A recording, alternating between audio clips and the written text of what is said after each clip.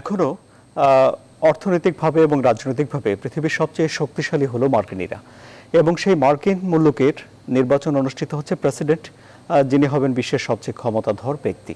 এর মধ্যে নির্বাচনের নানা রকম সমীকরণ আপনারা জানেন, আপনাদের হাতে পৌঁছে গেছে, ভোট শুরু হয়েছে সে খবরও আপনারা জানেন, এবং নির্বাচনের গতিবিধি কোন দিকে যাচ্ছে সেগুলো পর্যবেক্ষণ করে শেষমেশ বিজয়ের হাসি কে হাসবেন সেটি দেখারই অপেক্ষা এখন বিশ্ববাসীর।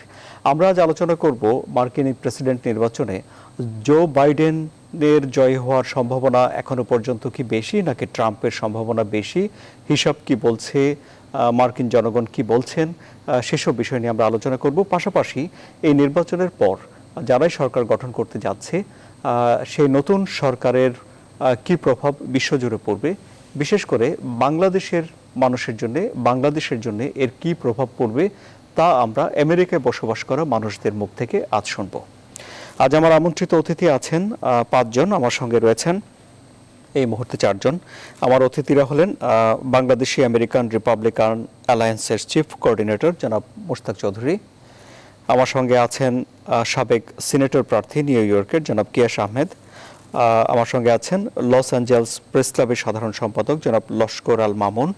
আমার সঙ্গে রয়েছেন ইউনিভার্সিটি অফ নর্থ ক্যারোলাইনার associate professor doctor Nakibur Rahman, এবং আমার সঙ্গে রয়েছেন ক্যালিফোর্নিয়া স্টেট ইউনিভার্সিটির কমিউনিকেশন স্টাডিজ ডিপার্টমেন্টের চেয়ারম্যান ডক্টর শফিক রহমান।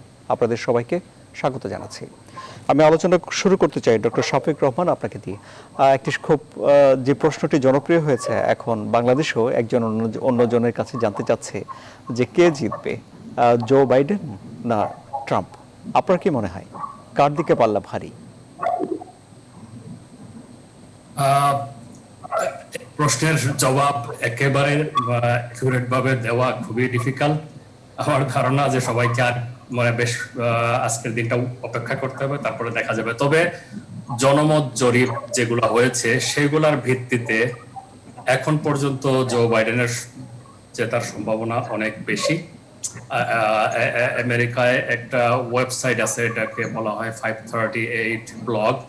তো এদের পূর্বাভাস অনুযায়ী জো বাইডেনের জেতার সম্ভাবনা আজকে এই মুহূর্তে পর্যন্ত, আমি এই অনুষ্ঠানে আসার আগে চেক করে দেখেছি। ঠিক কি কি কারণে জো বাইডেনের এই সম্ভাবনা তৈরি হয়েছে, এর পেছনের যুক্তিগুলো কি?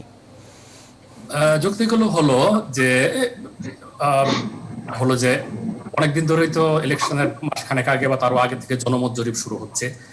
তো দেখা যাচ্ছে যে জো বাইডেন অনেকগুলো স্টেটে, যে স্টেটগুলোতে জনমত জরিপে কনসিস্টেন্টলি এগিয়ে আছেন এবং বেশ ভালো ব্যবধানে এগিয়ে আছেন। সেই স্টেটগুলো হলো আপনার Pennsylvania, Arizona, Wisconsin, Minnesota, Michigan, Nevada, new Hampshire. So এইগুলো যেগুলোতে উনি এগিয়ে আছেন সবগুলোর জিততে হবে না, তার মধ্যে যদি 3-4টা উনি জিতেন দেখা যাচ্ছে যে উনি প্রেসিডেন্ট হয়ে যাচ্ছেন।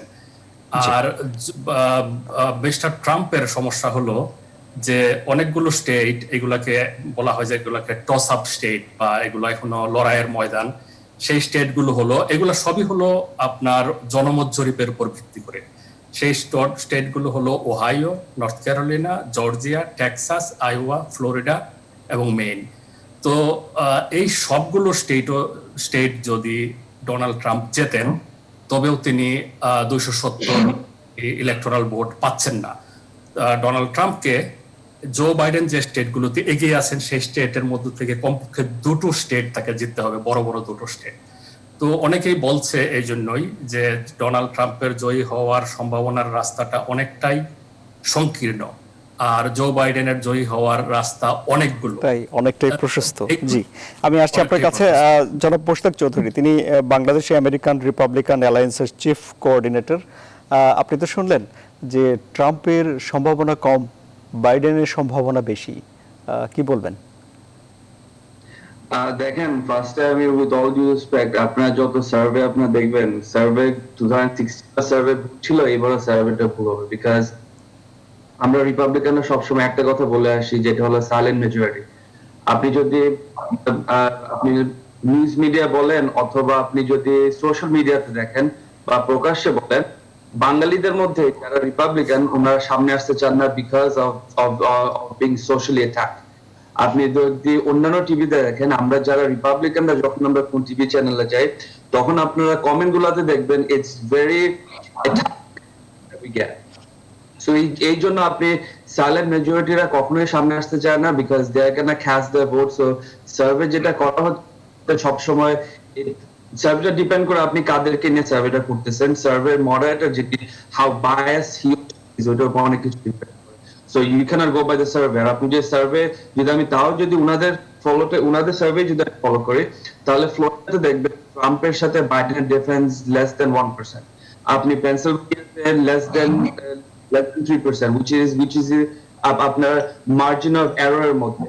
So that does it's easy to say যে উনাদের কথা হয় যে বাইডেন জিতে যাচ্ছে, বিকজ অনেক জায়গায় আমি দেখতেছি যে ইলেকট্রাল বোর্ড অলরেডি উনা দিয়ে দিয়েছেন বাইডেনের জন্য। দ্যাটস ইলেকশন দরকার নেই, তো ইলেকশন রেজাল্ট হয়ে গেল উনাদের হিসাব। But ultimately at the end of the day, we're hoping that Trump is going to win the election, and we hope to keep the Senate as usual. G, doctor Nakibur Rahman, দুই দলের মধ্যেই টানটান উত্তেজনা আছে, সমর্থকদের মধ্যে তো বটেও। আমরা তো দেখেছি পত্রিকায় যে দুই রাজনৈতিক দল তাদের আইনজীবীদের একটি শক্ত প্যানেল তৈরি করে রেখেছেন।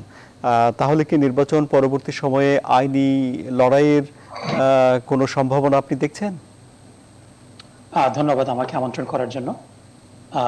আসলে এইবারের ইলেকশনটা একটু ভিন্নধর্মী ইলেকশন এই কারণে যে এই বছর ইলেকশনটা হচ্ছে একটা প্যান্ডেমিকের মধ্যে দিয়ে, এবং আমরা যদি আর্লি ভোটিং এর ট্র্যাক রেকর্ডটা দেখি, আজকে পর্যন্ত ওভারঅল 100 মিলিয়ন লোক অলরেডি ভোট দিয়ে দিয়েছে।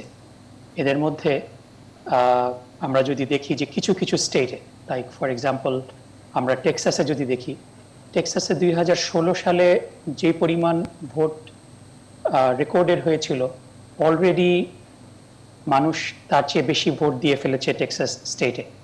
এবং এরকম করে যদি আমরা বিভিন্ন স্টেটগুলোতে দেখি, আমি যেখানে থাকি নর্থ ক্যারোলাইনাতে অলমোস্ট 94% রিচ করে গিয়েছে 2016 এর ভোট। সো এবং এই ভোটের একটা বিশাল অংশ হলো মেইল ইন ভোট, এবং এই মেইল ইন ভোটটা নিয়ে সবচেয়ে বেশি বিতর্ক সৃষ্টি হয়েছে।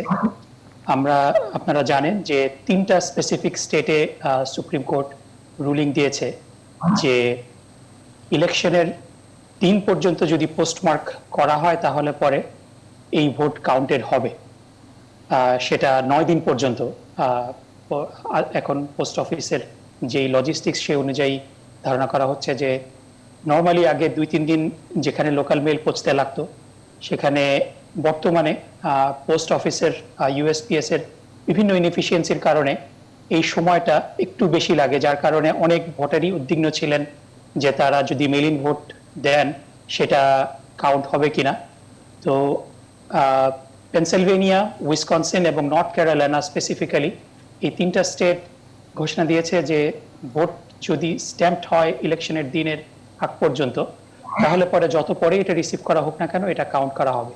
তো এটা একটা বিশাল বিষয়, এটা নিয়ে লসুট হতে পারে। আপনারা আরও জানবেন যে হ্যারিস কাউন্টি, যেটা হিউস্টন টেক্সাসে, খুবই ডেমোক্রেটিক অধ্যুষিত একটা এলাকা। এবং টেক্সাস আমরা জানি যে সবসময় একটা ডিপ রেড স্টেট ছিল। টেক্সাসে 38টা ইলেকটোরাল ভোট, এবং এক্সেপ্ট ফর 1976 জিমি কার্টারের সময় ছাড়া সবসময় এই টেক্সাসের 38টা ভোট ইলেকটোরাল কলেজ সবসময় রিপাবলিকানদের পক্ষেই ছিল।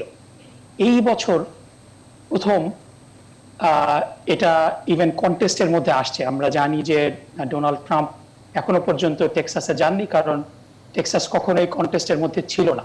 কিন্তু রিসেন্ট সার্ভেগুলোতে দেখা যাচ্ছে যে it is within the margin of error. এবং এটার একটা বড় কারণ হলো এই হ্যারিস কাউন্টিতে প্রচুর মানুষ ভোট দিয়েছে, যেটা আনপ্রেসিডেন্টেড। এবং এই হ্যারিস কাউন্টিতে একটা ড্রাইভ ইন ভোটিং বুথ করা ছিল, উপস্থাপন করা হয়েছিল, যেটা ছিল এ কারণে যে যাতে করে মানুষদের করোনাকালীন সময়ে গাড়ির মধ্যে থাকা অবস্থায় তারা ভোট ড্রপ করতে পারে। এইটা নিয়ে স্টেট রিপাবলিকানরা একটা লসুট করেছে, এবং এই লসুটটা locally it was thrown out. তারপরে তারা অ্যাপিল করেছিল সার্কিট কোর্টেও it was rejected. So they are going for basically US Supreme Court now, appellate division. So এ ধরনের বিভিন্ন আইনানুগ বিষয় এখানে আছে, কিন্তু at the end of the day আচ্ছা। যদি আপনার ডিফারেন্সটা যদি খুব বেশি হয়ে যায়, ফর এক্সাম্পল জো বাইডেন যদি আপনার ফ্লোরিডা, নর্থ ক্যারোলাইনাতে কিংবা অ্যারিজোনা এই 3টা স্টেটের মধ্যে যে কোনো 2টাতে যদি জয় হয়, তাহলে পেনসিলভেনিয়া লসুটটার সবচেয়ে বড় ক্ষেত্র হচ্ছে পেনসিলভেনিয়া, যেখানে 20টা ইলেকটোরাল কলেজ। সো ব্যবধানটা যদি খুব বড় হয়ে যায়, তাহলে পরে এই মেল ইন ব্যালটের ব্যাপারে যেই মামলাগুলার প্রস্তুতি চলছে সেগুলা খুব বেশি প্রভাব বিস্তার করতে পারবে না। কিন্তু যদি এটা খুব কাছাকাছি থাকে তাহলে এক ধরনের আইনি লড়াই হতে পারে বলে আপনি মনে করছেন। অনেক ধন্যবাদ। জনাব গিয়াস আহমেদ, আপনার কাছে যাচ্ছি। আমি একটি খবর পড়ে এসেছি যে ভারতে পুজো দেওয়া হয়েছে যে সেখানে যেন প্রেসিডেন্ট যেন হন ট্রাম্প এবং ভাইস প্রেসিডেন্ট যেন হন ক্যামিলা। তো এই আমেরিকার বাইরেও আমেরিকার নির্বাচন নিয়ে যে উন্মাদনা, এটিকে আপনি কিভাবে মূল্যায়ন করেন? ধন্যবাদ আপনাকে এবং সকলকে যারা আছেন আমাদের এই টিভিতে। আসলে আমরা বাইরে থেকে, বাংলাদেশ থেকে আর ভারত থেকে কি দেখি সেটা এখানে তেমন একটা গুরুত্ব বহন করে না। আমেরিকার জনগণই সেই সিদ্ধান্ত নিচ্ছে। তো এবারের যে নির্বাচন সেটা সবচেয়ে ব্যয়বহুল এবং আমেরিকার ইতিহাসে সবচেয়ে গুরুত্বপূর্ণ একটি নির্বাচন। এর কারণ হলো অনেকগুলি। তার মধ্যে যেমন অনেক রেজিস্টার রিপাবলিকানও এবার কিন্তু ডোনাল্ড ট্রাম্পকে সমর্থন করছেন না।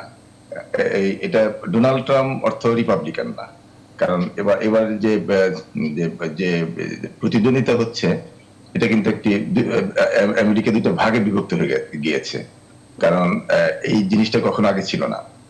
তো যাই হোক, আমি যদিও রেজিস্টার্ড রিপাবলিকান, আমি 2002-তে নিউ ইয়র্ক স্টেট সিনেটর হিসেবে ইলেকশন করেছি, 2004-এ আমি অ্যাসেম্বলিম্যান হিসেবে ইলেকশন করেছি।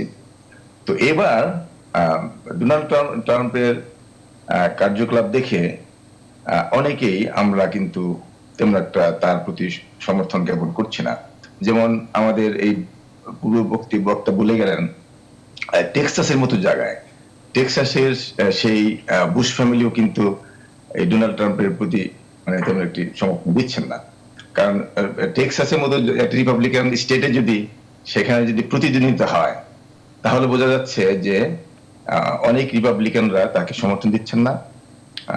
কারণ হেট স্পিচ এবং আমেরিকাকে যে ডিভাইডেড করার যে মানে যে আমি বলবো এটা একটি দূরপ্রসারী পরিকল্পনা, তার ব্যক্তিগত স্বার্থের জন্য সে একটি গ্রুপ সৃষ্টি করতে চায় যে তার মাসেল বাহিনী, সেটা কিন্তু সৃষ্টি হয়েছে। আপনি দেখেছেন যে এখন নির্বাচনের সময় এই যে দাঙ্গামা হচ্ছে, এটা কিন্তু উভয় পক্ষ থেকে হচ্ছে, বাট এটা ক্রিয়েট করেছে কিন্তু তিনি।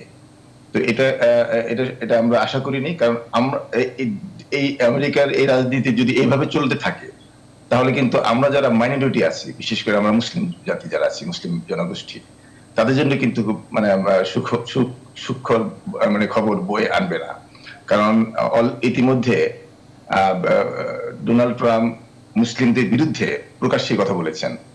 আর আমাদের মধ্যে তো কিছু কিছু উগ্রবাদী, সারা বিশ্বেই কিছুটা আপনার উগ্রবাদী কিছু সন্ত্রাসী আছে, সব ধর্মে আছে, বাট আমাদের তো একটি বেশি প্রচার হয়। তো সেগুলি নিয়ে কিন্তু প্রোপাগান্ডা হচ্ছে। সেই কারণে আমরা যদি ঐক্যবদ্ধ না হই, আমি বলবো যে আমরা রিপাবলিকান অথবা ডেমোক্রেট, আমরা যাকেই ভোট দিই না কেন, এটা আমার কোনো বিষয় না। আমি কাউকে বলবো না তেমন একটি যে আপনি মুখে ভোট দিন না, কিন্তু আমি বলবো যে আমাদের ভোট দিতে হবে, ভোট আমাদের কাজ করতে হবে, সেটা রিপাবলিকান হোক আর ডেমোক্রেটিক হোক। সেই কারণে ওরা কিন্তু দেখে কারা ভোট দেয়, কারা ইউনাইটেড। মনে করেন এই দেশে জুইশ কমিউনিটির কথা আমি বলি, লেস দেন 2% একটা জুইশ আমেরিকান, তারা কিন্তু কাউন্টেড পিপল, তাদের কিন্তু গুরুত্ব দিচ্ছে, কারণ তারা ইউনাইটেড।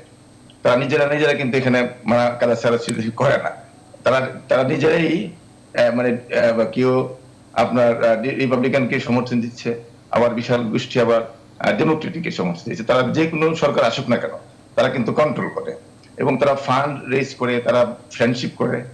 আমি যখন দেখেন 2002-তে যখন আমি স্টেট সিনেট ইলেকশন করি, কয়েকজন জুইশ আমেরিকান আমাকে ডোনেট করলো, মানে ফান্ডে, আমাদের নির্বাচনী ফান্ডে, যদিও তাদের আমি চিনি না। অর্থাৎ কি, যে তারা আমাকে কার মাধ্যমে হয়তো এসেছে, কিন্তু আমাকে তারা সমর্থন দিল, কারণ তারা চায় যে এদেশের পলিটিশিয়ানদেরকে তারা মুখ বন্ধ করতে চায়। তারা চায় যে তাদের বিরুদ্ধে যেন আমরা কথা না বলি। তো এই যে তাদের মনোভাব, তারা এটা তাদের পিছনের ইতিহাস থেকে তারা শিখেছে। তা আমরা যদি শিখে না শিখি, আমরা কিন্তু এখানে বাংলাদেশিরা গল্প গুজব এবং বিভিন্ন কথাবার্তার মধ্যে সীমাবদ্ধ থাকি। আমরা দেখিনি, আমি অনেক এদেশে আমি 33 বছর যাবত আছি, আমি প্রথম বাংলাদেশি যে মুসলিম যে আমি স্টেট সিনেট থেকে ইলেকশন করেছি। তো আমি জানি কারা কারা, মানে কতজন বাংলাদেশি এখানে মেইন স্ট্রিমের সাথে জড়িত। এখন ইনশাল্লাহ মাশাল্লাহ অনেক অনেক এসেছে, কিন্তু আমরা চাই আরো বেশি, ঐক্যবদ্ধ ভাবে, বিচ্ছিন্ন ভাবে না। এবং আমাদের নতুন প্রজন্মদেরকে এদেশের মেইন স্ট্রিমে জড়াতে হবে। তা না হলে আপনি দেখেন আমাদের নতুন প্রজন্মরা কিন্তু ঘরে বাইরে যেতে চাচ্ছে না। যদি তারা ভালো স্টুডেন্ট, ভালো কলেজে লেখাপড়া করে, ভালো জব তারা করছে, কিন্তু তারা কিন্তু এই মেইন স্ট্রিমের সাথে সংযুক্ত হচ্ছে না। এটা আমি বলবো যে আমাদের, যদি আমরা কিন্তু একটা সেন্সিটিভ জাতি, অর্থাৎ মানে মুসলিম কমিউনিটিকে বলছি, যে আমাদের বিরুদ্ধে চারদিকে একটি ইন্টারেস্টেড কোয়ার্টার আমরা ওয়াশিংটন থেকে আমাদের বিরুদ্ধে সবসময় চক্রান্ত করে যাচ্ছে। এবং নট অনলি এই দেশের, এবং আমাদের দেশের বাইরেও আমরা দেখেছি যে কংগ্রেসে কয়েকবার আমাদের বাংলাদেশের বিরুদ্ধে আপনার মানে বাংলাদেশের বিরুদ্ধে কংগ্রেসের প্যানেল উঠেছে, মানে অর্থনৈতিক অবরোধ দেওয়ার জন্য। আপনি মনে করেন চাইল্ড ইস্যুকে মানে আপনার ইস্যু করে চাইল্ড লেবার, মানে গার্মেন্টস সেক্টরে নাকি বাংলাদেশে শিশুদের দ্বারা আপনার মানে এটাকে চাইল্ড লেবার। জি, সেই কারণে বেশ অনেক আগের কথা আপনি মনে করিয়ে দিলেন। বেশ অনেক আগেই এটি একজন সিনেটর এই বিষয়টি তুলেছিলেন। এই প্রসঙ্গে আজকে আলোচনা করছি না, নির্বাচন নিয়ে আমি আপনার কাছে আবারও ফিরবো।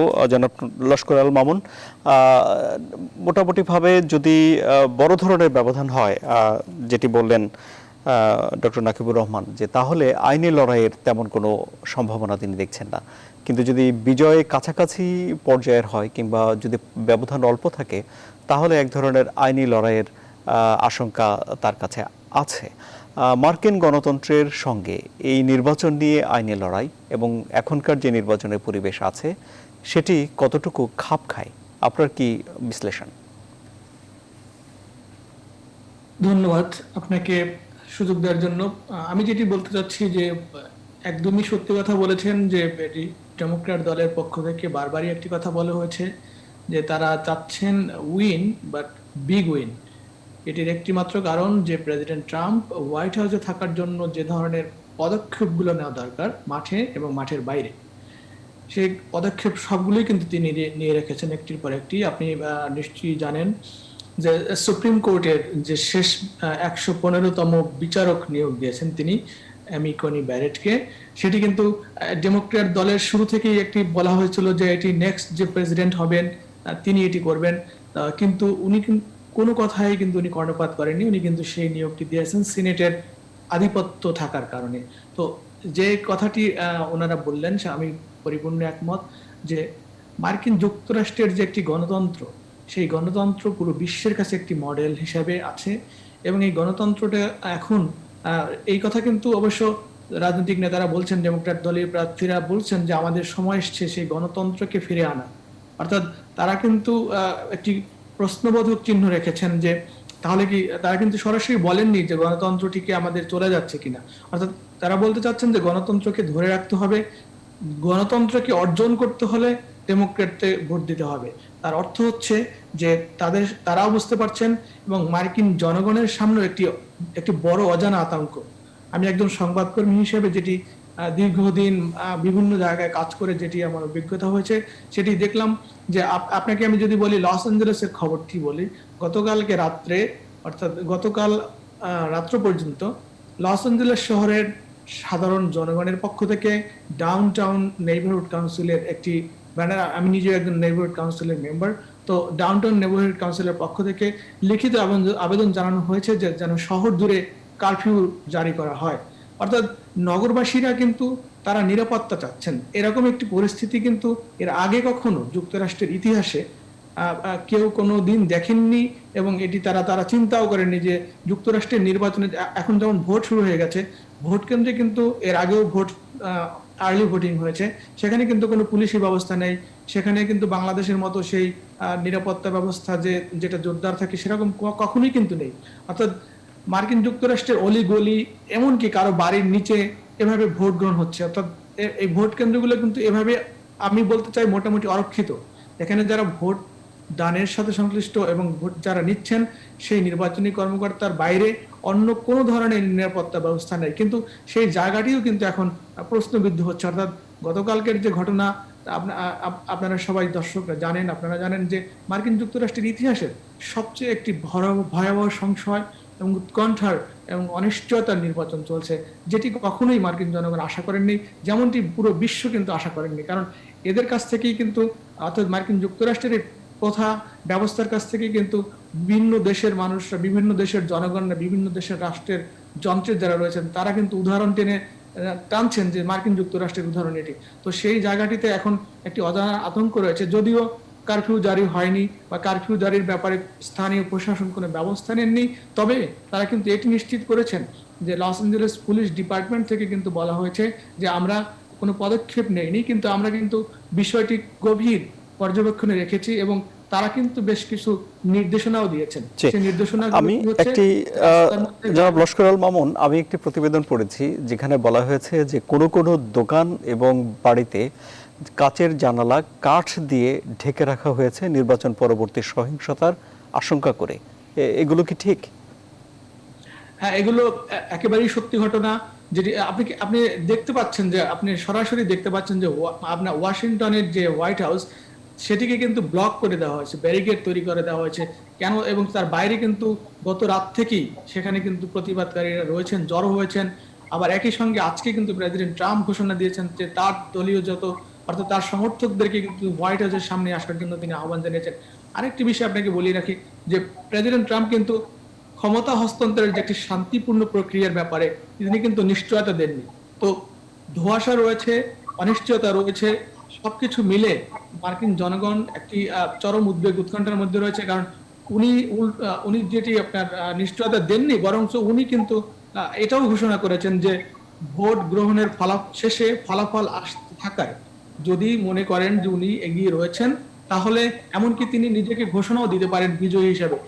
এই ধরনের বক্তব্য কিন্তু আসলে মানুষের মধ্যে একটা অস্থিরতা, একটা ভীতির সৃষ্টি করেছে, যেটি কিন্তু মার্কিন যুক্তরাষ্ট্রের ইতিহাসে এই প্রথমবারের মতো যেমন দেখছে মার্কিন জনগণ, ঠিক তেমনি সারা বিশ্বের মানুষ উপভোগ করছে, প্রথমবারের মতো দেখছে। আমাকে একটা ছোট্ট বিরতি নিতে হচ্ছে, আমি একটা বিরতি নিচ্ছি, আপনারা সবাই আমার সঙ্গে থাকুন।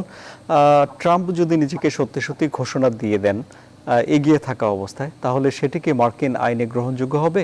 একজন প্রার্থী যদি নিজেকে নির্বাচিত ঘোষণা করে দেন, তাহলে কি তিনি নির্বাচিত হয়ে গেলেন?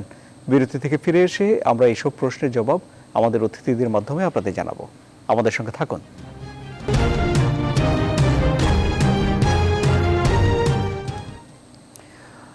আবারও স্বাগত, আপনারা দেখছেন CSRM জনতন্ত্র গণতন্ত্র।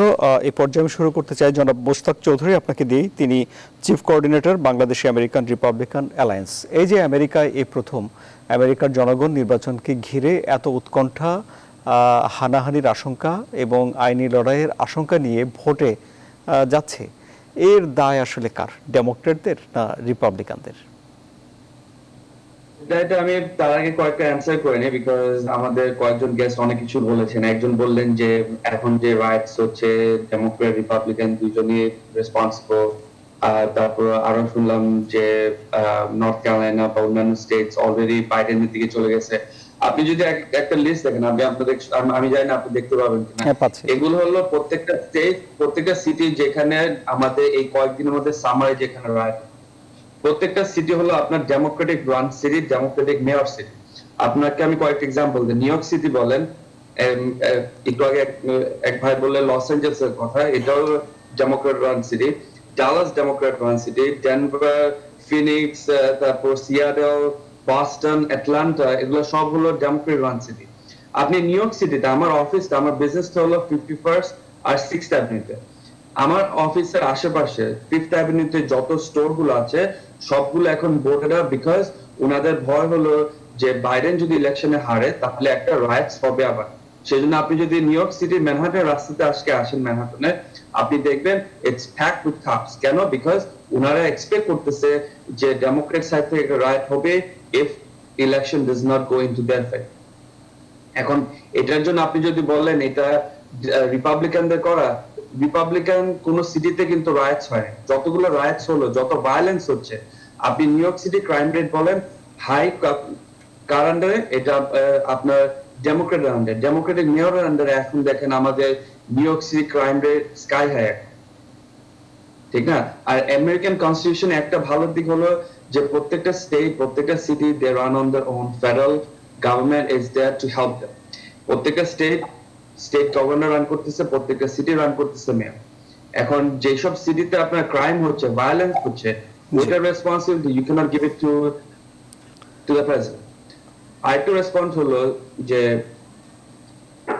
অনেক রিপাবলিকান আছে দেখবেন যে বলতে পারে যে হ্যাঁ আমরা ট্রাম্পের আইডিওলজিতে বিলিভ করি না। ট্রাম্পের আইডিওলজিতে বিলিভ না করা ওয়ান থিং, বাট ট্রাম্পের মেইন এজেন্ডাটা ছিল যে he wants to drain the swamp. এটার কারণটা হলো যে পলিটিক্যাল, আমাদের পলিটিশিয়ান যারা জি, ওনার মূল স্লোগান হলো তিনি আমেরিকাকে আবারও মহান করবেন।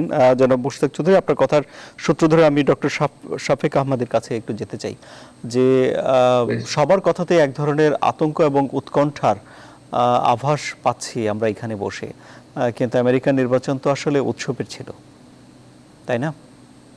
এটা অত্যন্ত সত্য। এই বছরের নির্বাচনটা এরকম একটা আতঙ্কের মধ্যে অনেকগুলো কারণে, একটা হলো যে আপনার এই করোনা ভাইরাসের মহামারীর মধ্যে একটা নির্বাচন, সেটা হলো একটা, যে কিভাবে মানুষ ভোট দিবে। তারপরে যে বাড়তি আতঙ্কের কথা আপনি বললেন, অনিশ্চয়তার কথা বললেন, এই অনিশ্চয়তাটা কিন্তু অনেকটাই তৈরি প্রেসিডেন্ট ট্রাম্পের। কারণ শুরু থেকে উনি এরকম আভাস দেওয়া শুরু করলেন যে তিনি শান্তিপূর্ণ পন্থা, যেটা আমেরিকা শত শত বছর ধরে হয়ে আসছে শান্তিপূর্ণ, সেটা নিয়ে উনি প্রশ্ন তুললেন। তারপরে উনি প্রশ্ন তুললেন যে বিষয়গুলো অলরেডি স্বীকৃত আমেরিকার কালচার, ট্রেডিশনে, আইনে, যে আপনার এই যে মেইল ইন ব্যালট, সেটা নিয়ে উনি প্রশ্ন তুলে তো অনেক কিছুই করলেন। তো এই সমস্ত জিনিসগুলো যে প্রশ্ন তোলা হলো, আমার মনে হয় যে সে উত্তেজনার একটা বড় কারণ সেটা। আর আপনি যদি সমস্ত র্যালি, পলিটিক্যাল যে সমাবেশগুলো দেখেন, আপনার বেশি মানে এটা আপনাদের আমার কথা বিশ্বাস করার দরকার নাই, আপনি সেই সমস্ত জায়গায় যাবেন, ভিতরে যে সমস্ত রেকর্ডিং হয় শুনবেন, দেখবেন যে কোন সমস্ত জায়গাগুলোতে, কোন সমস্ত সমাবেশে এরকম আপনার ভায়োলেন্সের কথা বলা হয়, যে অমুককে ধরো, অমুককে অ্যারেস্ট করো, এই করো, সেই করো, মুসলিমদের এগেনস্টে কথাবার্তা বলা, সেইগুলো একটা জায়গা থেকে করা হয়।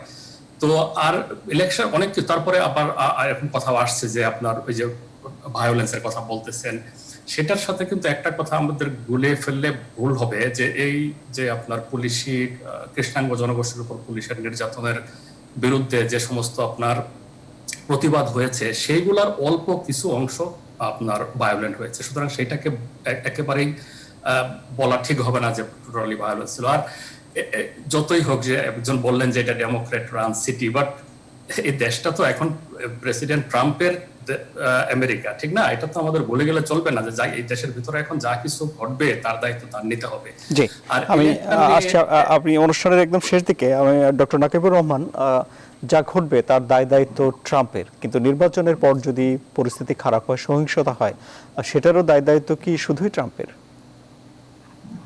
ধন্যবাদ। এটা খুব ক্রিটিক্যাল একটা প্রশ্ন। এই প্রশ্নটা সবার মধ্যেই ঘোরাফেরা করছে। আমরা যদি দেখি যে popular vote, as far as popular vote is concern, গত 28 বছর ধরে 7টা নির্বাচন, এই সমস্ত নির্বাচনে এক্সেপ্ট 2004, যেখানে ডব্লিউ বুশ রিপাবলিকান পার্টি থেকে পপুলার ভোটে কিন্তু উইন করেছিলেন, আদার দেন দ্যাট প্রত্যেকটা নির্বাচনে, ইভেন 2000-এ যখন ডব্লিউ বুশ জিতেছিলেন, উনি পপুলার ভোট কম পেয়েছিলেন, এবং গত বছরও 2016-এ যখন ডোনাল্ড ট্রাম্প জিতেছিলেন, উনি 3 মিলিয়ন ভোট কম পেয়েছিলেন। সুতরাং ওভারওয়েলমিংলি গত 30 বছর ধরে আমেরিকার demographic trend, popular vote, as far as popular vote is concern, এটা কিন্তু ডেমোক্রেটিক পার্টির পক্ষে। আর দ্বিতীয় যেটা কথা বলতে চাই, যে মানে কোর্টে মামলা যাওয়া ইলেকশনের রেজাল্ট, এটা কিন্তু আমেরিকা দেখেছিল 2000 সালে যখন গোর ভার্সেস বুশ ইলেকশনটা, it boil down to just few votes in Florida. এবং 2016-এও কিন্তু মিশিগানে আমরা দেখেছি যে মাত্র 10,000 ভোটের ব্যবধান ছিল ডোনাল্ড ট্রাম্প এবং হিলারি ক্লিন্টনের মধ্যে, যার কারণে জিল স্টেইন একটা মামলা করেছিলেন।